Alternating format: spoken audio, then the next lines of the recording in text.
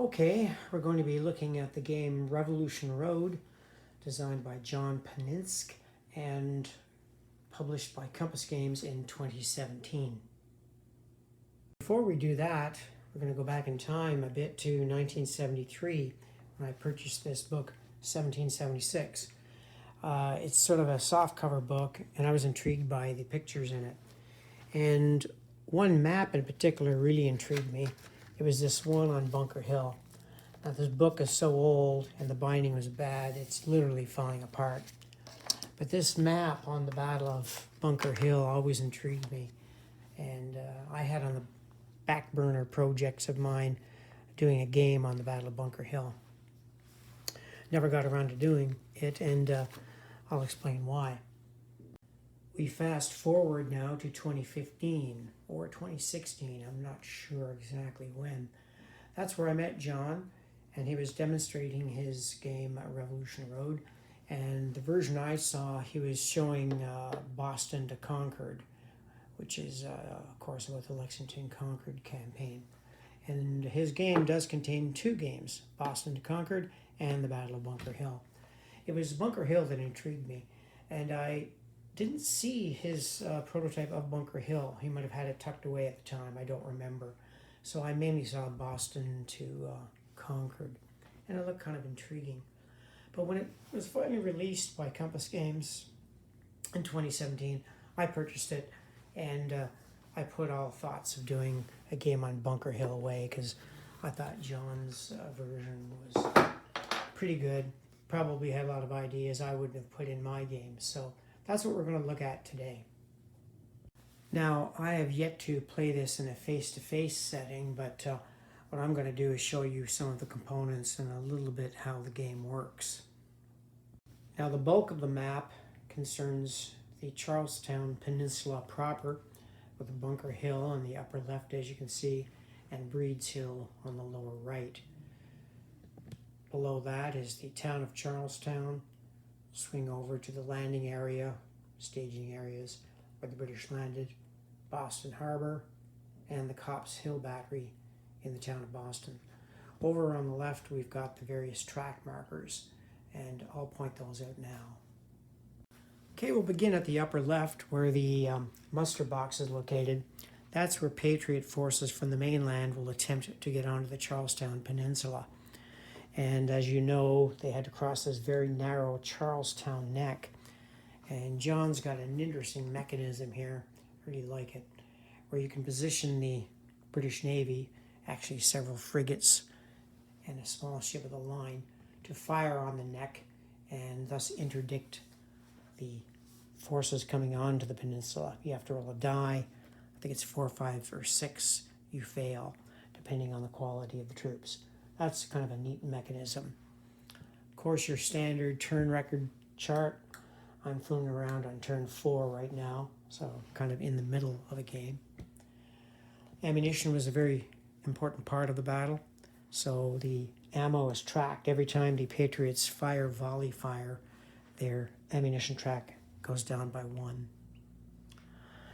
That same track is also used to track Army morale, and you have tracking system for victory points. It's a card-assisted game or driven, depending on how you want to look at it. I guess it's driven.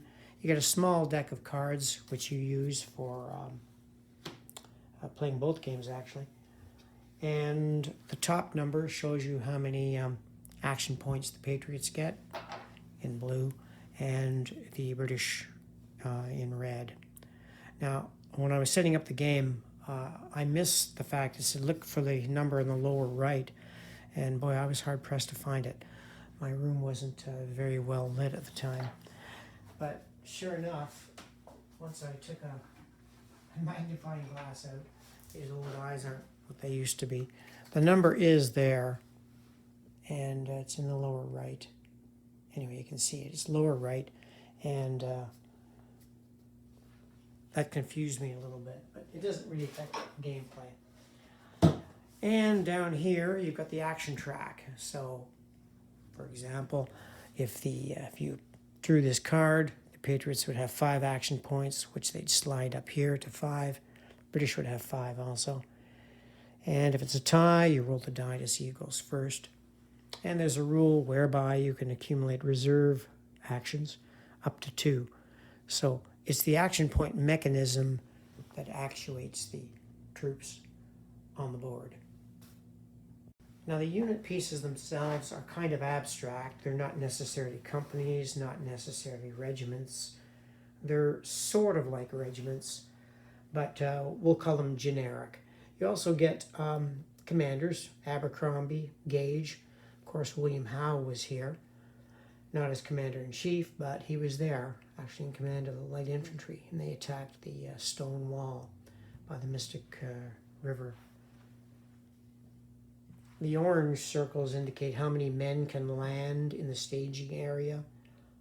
When you're in the staging area, you can overstack, but generally in the game, you can have 3 pieces. So you've got to spread out a little bit. He's got a whole mechanism for the British Navy bombarding Charleston, setting it on fire, which I did on one turn. This part is ablaze, and in future turns, the fire can expand to adjacent areas. Of course, no units can go into the town when it's on fire, at least in those spaces. So it's a straight frontal assault. You've got action points to do, I think it's 16 different items. Let's take a look. Printed on the board is a very handy summary of what you can do each turn when you expend an action point. So they're all there. Volley fire, assault, cannonade, bombard, subtle difference there. A land move, naval move, rally, reorganize the line, snipe, available only for the Patriots, I think. Land troops, plan, which gives you those reserve actions, or you can just pass. And they are summarized with a little bit more detail on this card, which is also handy so you don't have to look up rules. Another great chart, so you don't have to be diving for rules, is this one that shows you what areas of the town can be bombarded depending on where the fleet is. So for example, if the fleet was up here, you could tend to bombard sections on the north, while if you were down here, or I've got them near the Charles River, you could bombard the neck or the town itself. So the game is certainly not wanting for player aids. I had no difficulty with them. It's an easy game to learn. I would say it's a simple game, but I think it's very accurate. I haven't decided yet how balanced it is because I've only played up to turn 4. Each time a unit moves, you put a little wee movement marker on them to show that they can't move again in the same turn. Same thing with fired. You can fire once. There's also a mechanism whereby when you do an assault, if the British try to get into the area where the Patriots are, the Patriots get a free defensive fire. Then you can go to the assault section. So, I don't know, it's got a nice little tactical system that I think is what I would call elegant simplicity. He's also got rules for the Copp's Hill Battery, which we know historically was a bit messed up because they ordered the wrong type of ammunition for it, and it started kind of late in the battle.